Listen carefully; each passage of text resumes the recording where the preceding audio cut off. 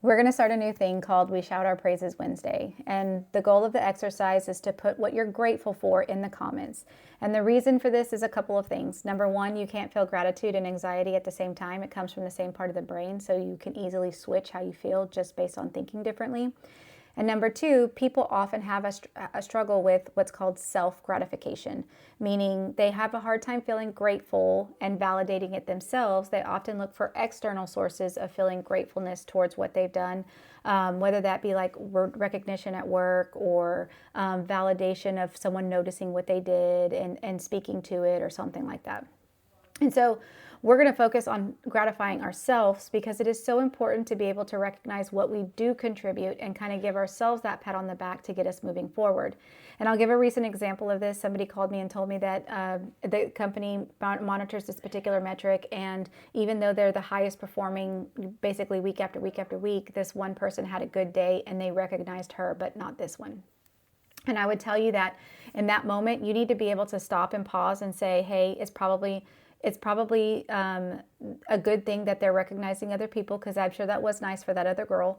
And then I can take a look and say, I know what I do every day. I see my metric every month. I know what I contribute to this organization. I can feel good about what I contribute. And I can also look at things outside of whatever that metric is that I've made a difference in and that I'm able to support. Maybe I made somebody's day better or did something to improve a process or something like that. So you need to be able to self-gratify.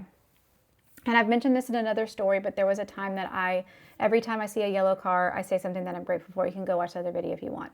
But in this particular day, I didn't want to say what I was grateful for. I saw a car, sent a picture to my friend because misery loves company, and like, I'm not going to be grateful today. And I just kept saying, not today. And then it was in the turning lane that I was going to go in, and I said, oh, I'm going to follow this car the whole way home. Not today. Not today. I'm not saying what I'm grateful for today.